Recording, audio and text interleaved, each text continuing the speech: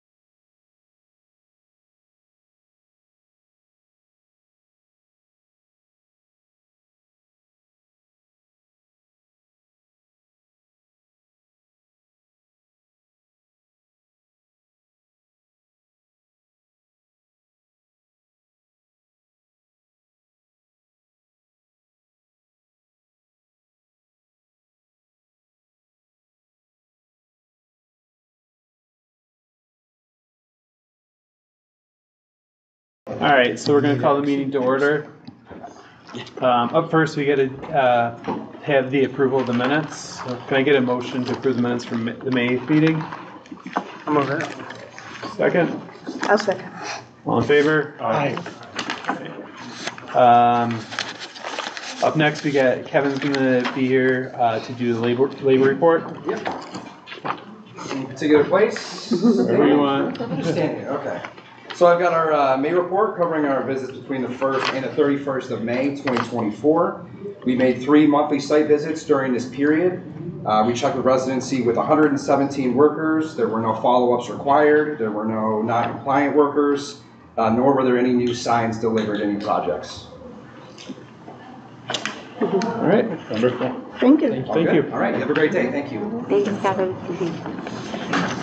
All right, up next, we've got the executive committee report. Finance, oh, sorry. Go ahead, Greg. Almost let you off. Okay, thanks, Chris. Financials through May. Cash balance is down, you can see from the end of last year, mainly reallocating a lot of our excess cash to our treasury investments. That $889,000 of cash is really made up of 4 buckets. Our checking account, which represents about $225,000. The gain loan account, which is about $76,000. Our money market account of $436,000, and then our micro loan separate account that we have for about $151,000. That's a little bit lower than we like. We're working on. You can see the next point of that is we have a receivable from the county for all of our about $380,000 of our loans, and some expense reimbursement really represents that $445,000 that we're waiting on. That hopefully we will probably the next 30 to 60 days. I'm submitting one tomorrow, and I'm going to send an email with my submission and with my list. Okay. So, but then our treasury investments, no activity in terms of purchases or sales or redemptions last month. Again, you'll see that as we continue to determine if we do have what we call excess cash, that we'll make a determination whether we want to put more money into those treasuries. But right now, I think we're holding that on that. Our allotment gain, our budget expectations. Micro loan, again, just a quick note on that. 1197 is the current principal balance. I believe by last calculations, the total principal to date is about 1.460. We've received about 260,000 of principal payments since inception. So all good news on that front. We do keep track of each of those loans separately, and then we are, we didn't mention it last time, we are counting in terms of a loan loss reserve about 15% of that balance every month. We're going to kind of see where that kind of plays out. We've been pretty good, and we've had maybe one instance of all those loans that are on our radar, but other than that, it's at 95% of the loans are pretty good today. In terms of our revenue and expenses, again, I think our 504 loan is programming is tracking over the budget. Again, it probably represents a little bit of timing. Our bank interest, right, is up a little bit because our loss is less, so we have more cash that we can, put into, leave in the bank, and certainly, or our treasuries, and we're earning more money on that. And then again, I think our micro loan income in terms of our interest and our grant income, which we get reimbursed by the county, is just, again, thought it could be timing a lot, right? Hey, the first quarter was a little bit slower than anticipated. We do feel like some of the things from the marketing standpoint is starting to pick up, and Tony maybe will comment that a little bit later, and I think a lot of good things going on there, and our expenses are pretty much on track, and overall we're showing that profit again. Like I said, once that the micro loan grants and monies get out the door, I think that'll kind of reverse and get us back on track. Where is the treasury interest income show up? Is that through the bank? Banks. Yeah. Quick question for clarification on the microloan. So we give out a microloan of, let's say, $20,000. then the county reimburses us for 20 from our ARPA funds. And then once that's fully paid off, do we have to reimburse the county, or is that used to move this program going forward? Wonderful.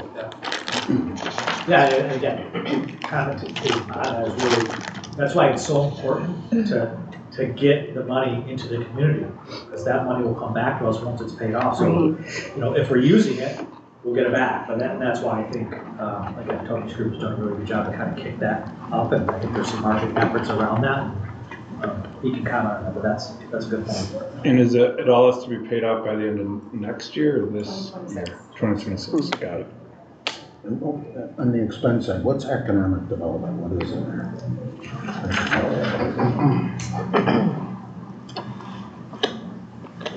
The gardening program? Gardens Oh, in yeah, there. it's GRE's economic gardening program. Yeah, BOCES, the career, the Science Center. It's a career program, program. So why is it down so much from what we expected? Again, I don't think, well, a couple things, timing, like last year, I think we had, retain, from what, like, right, retain, I think we'll be talking about today. Yep. That was in there last year, and then the CDL license program, which we haven't seen yet. It's still in time. It's right timing, so those are the real two big differences there. And one more question on the expense side. G&A expense is up a lot from budget. What's that? That is the, loan loss reserve. Oh. That's where that's sitting. We can break that out separately if that, but that's where it is.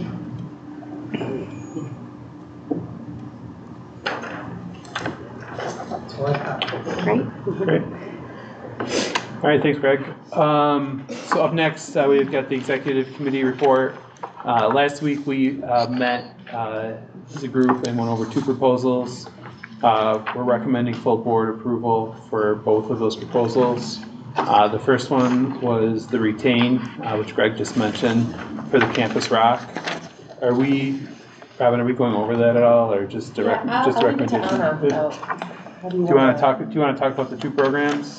Oh, sure. To start with, You want to retain first? Okay, wonderful. And I want to recognize and welcome Barb Eganhofer, who is here, Director of Talent Strategy for the Greater Rochester Chamber of Commerce. As you all are aware, MCIDC launched Retain as a pilot program in 2022. It's a cash incentive program to encourage young professionals, recent college graduates, to choose to be employed in Monroe County and to live here and work here after graduation. $2,000 cash payout following 1 year of full-time employment and residency in Monroe County after graduation. It's a good program. Given our institutional infrastructure, you know, we're a unit of local government. We don't have a lot of tools at our disposal necessarily. It's been a good program in that it has made a small impact. We've enrolled 13 people. I'm looking at Allison. Yes, we've got 13 individuals in the program right now. We've done a handful of actual cash payouts already, but we can do more. By more, I don't mean spend more money on the program. MCIDC has allocated $100,000, and I'm not suggesting that we spend more money on it, but as you are all also aware, COMITA has established a workforce development fund. It's your sister board. COMITA is sitting on more resources, and also has a mission and a focus on economic and workforce development. And also around kind of the same time frame that we were launching and implementing this program, Campus Rock was taking flight as an initiative of the Greater Rochester Chamber of Commerce and their Talent Strategy Division. Campus Rock exists as a vehicle to strengthen the relationships between area college campuses and student populations and Monroe County and Greater Rochester's employer base. And Barb can speak more in depth on the other types of programming that Campus Rock offers, but another resource that that the chamber brings to bear that's related is Rock Relocate, which is a rebranded version of Rock Remote, which has been an extraordinarily successful program, attracting people to come live and work in Monroe County and Greater Rochester for remote job opportunities. So that being said, the Chamber has built up an entire staff and an ecosystem within that organization that's developed expertise on what, the right approach to implementing a program like this successfully and keeping it alive and sustainable. So over the last year and a half, I want to say, we've been in constant discussion with Barb and her team about how do we really take this to the next level. And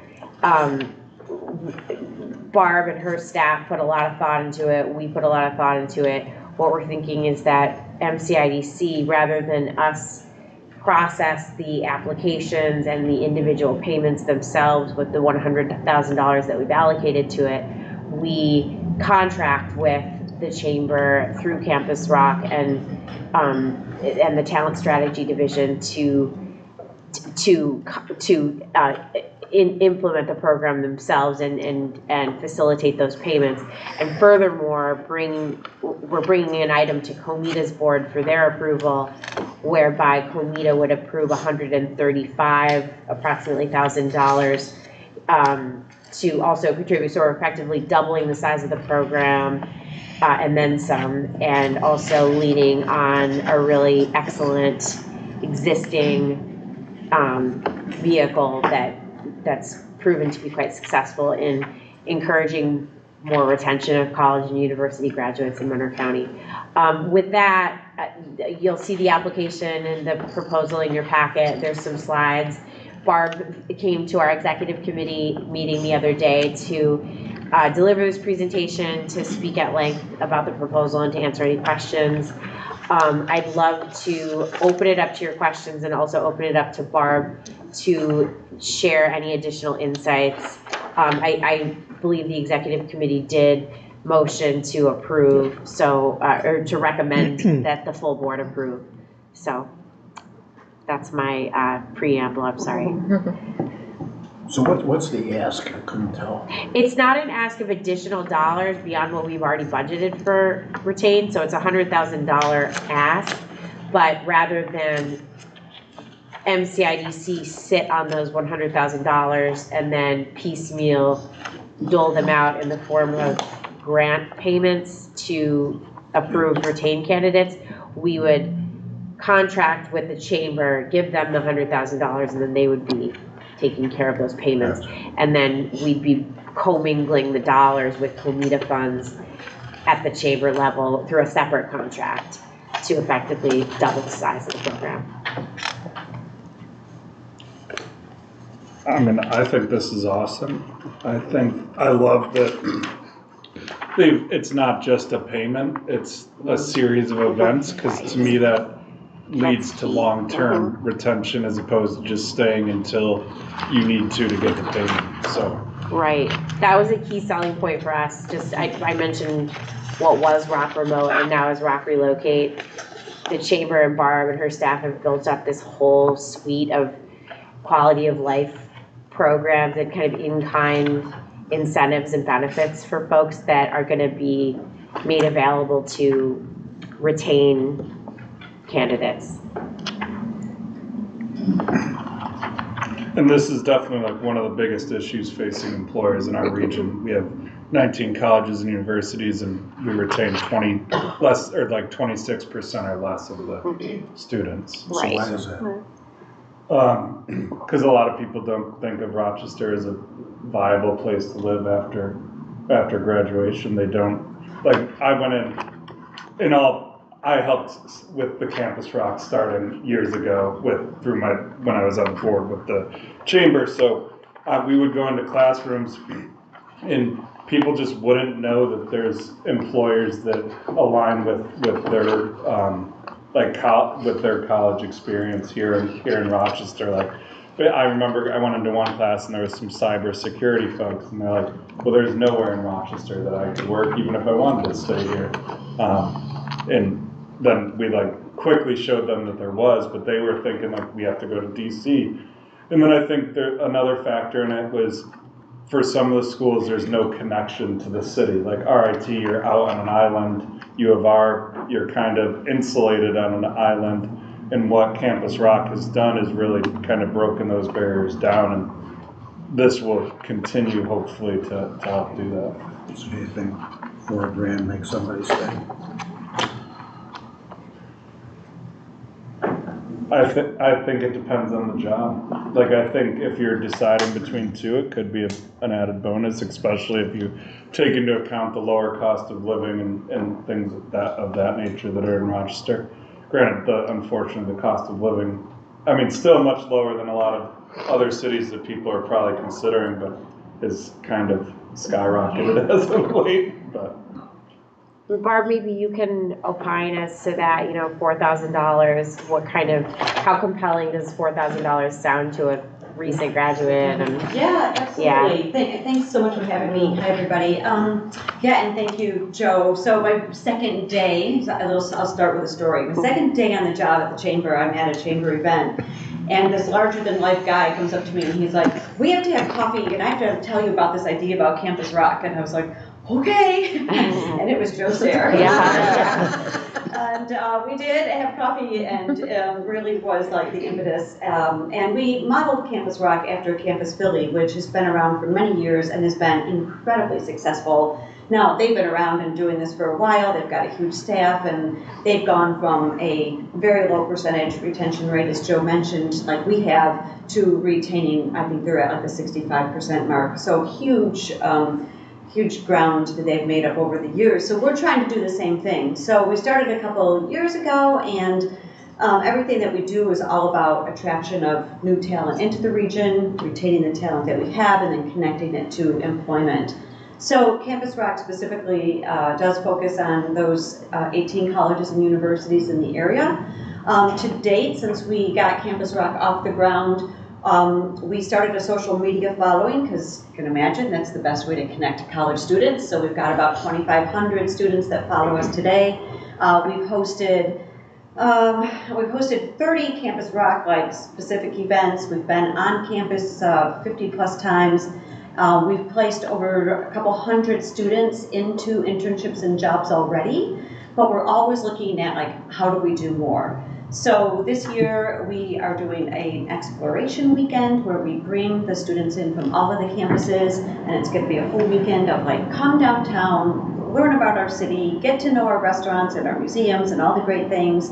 So that's really like our focus. So we feel like partnering with the county, with Retain, that it's just like such a great extension of our program, and we have those connections. And you know, to Joe's point, the difference here that we really want to do is it's not just about the money, right? I mean, the money's nice, it might make a difference. We are making in our proposal that we double the amount of the grant, so it does catch more students' attention. But we really believe it's about creating a community that wants to stay here after graduation. So that means connecting them, creating a cohort where we're having events for them, we're bringing this group together, we're offering mentoring and coaching services, we're offering job placement, we'll do like all of the things and create this little community so they feel like they're part of something, because if you feel like you're part of something, you're less apt to leave it, right? So as opposed to just saying, here's your money, thanks for staying for a year, we really want to build this into a multi-year program so that our second cohort can be mentored by our first cohort, and it just continues, right? So that's our goal. I could talk all day, but I'll stop. Thanks. So it's the local companies that give the benefit of this, right, ultimately? It is the local companies, absolutely, and which is great, right? Because it helps us to just further the relationships that we have with them, especially when we try to like do a lot of intern placement and full-time job placement. So I think it's nice for the local companies because it's almost like, boosting their offer as well. So do they contribute to this? The companies do not contribute. Have I asked them? Not that I'm aware of. No, that's not really the intent of the program as much. It was to launch something that was a government-backed, kind of incentive to keep people, because the companies are operating in the private marketplace and they're competing for talent. So they're already trying to do whatever they can to sweeten their offer packages to compel good candidates to accept jobs. So this is just kind of an additional carrot, I suppose. Does the chamber market this to the companies that are members of the chamber to say this is an extra we could get for? It's both. So we will definitely be using our marketing department to leverage our connections, to our membership. We've got about 1,300 members active right now at the chamber. So that's a great initial way, but the program is really designed to go out to all organizations, whether you're a member of the chamber or not, which is really how all of our services work for talent strategy. I'm hosted by the chamber, but our entire department is funded by ROC 2025. So we look at, that broader reach. So we do offer a lot of discounts and special services for chamber members, but this program was designed to really be broad in scope and agnostic as to chamber membership or not.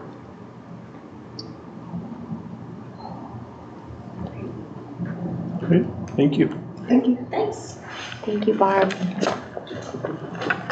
All right, so can I get do I do the motions for these now then? Okay, can I get a motion to approve $100,000 to Campus Rock to administer the retained program for 1 year?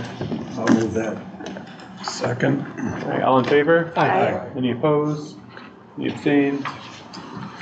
All right, up next, the second program we talked about was Camp Hard Hats, Rochester Builders Exchange. Kim Gaylord presented to us.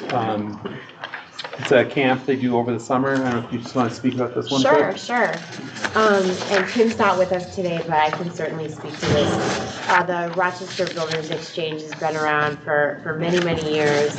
And Camp Hard Hats was launched by a different organization, and over the years it was taken under the wing by the Builders Exchange because the Rochester's construction business community had a vested interest in wanting to support and cultivate the program. It's a camp that's open. It's a summer camp that takes place all throughout the summer in different locations, available to students between the ages of 12 and 15, exposing them to careers in the skilled trades.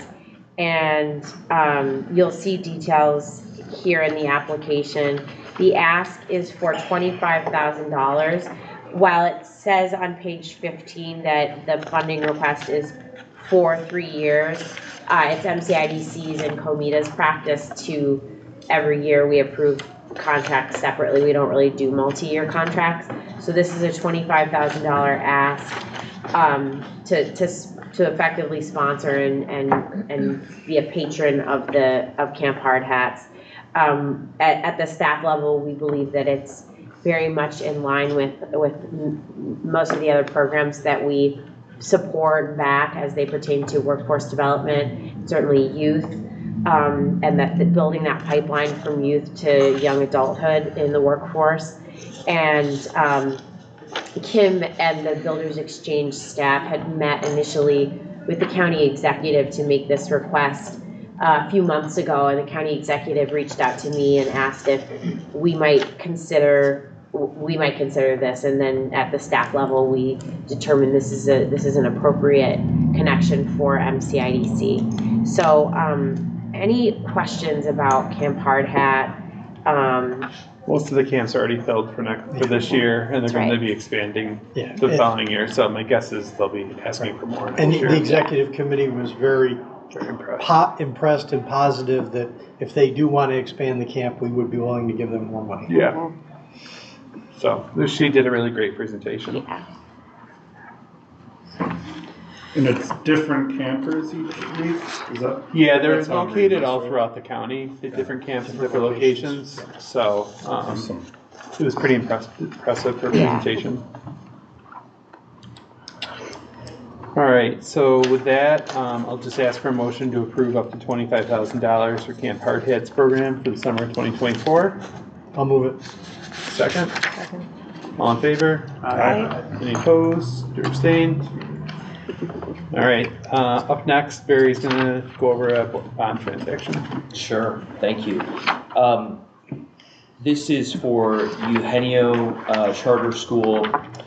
We had originally anticipated that they would be on the agenda today for a final bond authorizing resolution.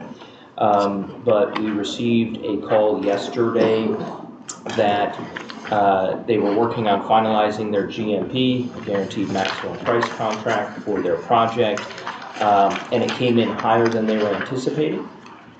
And so they're going to move, they're going to update their application to provide the increased project costs, and they're requesting to be on the board agenda for a final authorizing resolution at the July meeting.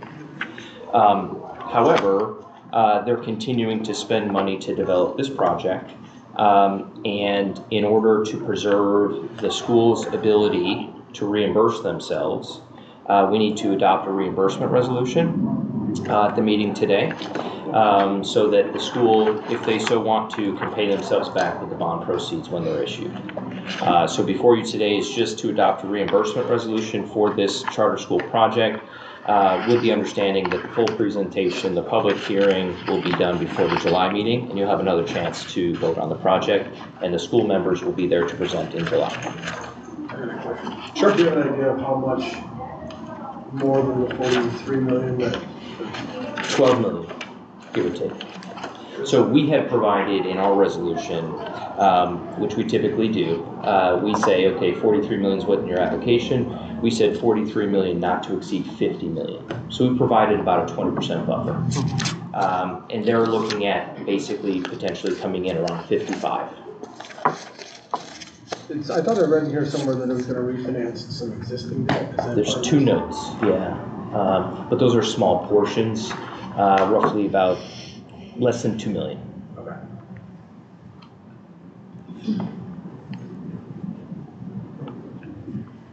So here's a more general question about the project. Sure. Should we be paying attention to any of this? Their GMP contract? Their cost? Yeah, the cost and their ability to pay it and all that kind of stuff. So, no, these will be publicly offered bonds. Yeah, so an investor, and they've gone to a rating agency as well to try to get a rating for these bonds, and so all of that will be sort of third-party vetted. So you're just providing a conduit issuance so they can get the tax exemption. No, I got you. Yeah, so. So when I look at this and say, holy cow, $50 million for a charter school, it seems totally ridiculous, but I shouldn't worry about that, is what you're saying. Correct. Yeah, we're not. It's a fair point. But yeah, we are not underwriting. We are just. No, I know. Yeah. So they have an investment banking firm that they're working with to make sure that they can obviously meet the debt service. Right. It says Davidson. Yeah, D.A. Davidson is the investment banker for this deal, and they've presented to the rating agencies yesterday. So. What's it gonna get rated? We don't know yet, but it will either be investment grade, which would be BBB, or BB, which is below investment grade, which is not unusual for charter schools. That's usually where they fall. Maybe you don't know the answer to this. So they get reimbursed by the state, is that who pays them? The local school district. Oh, and so per student, how much? Yeah, it's a per student basis, and it's usually it's not the full percentage that the city school district would get.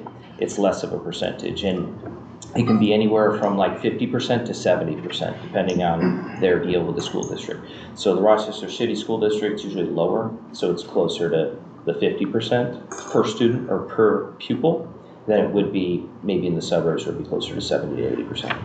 And what's the, do you know what's the city get for a kid? Last time I looked, it was somewhere around 23,000 per student.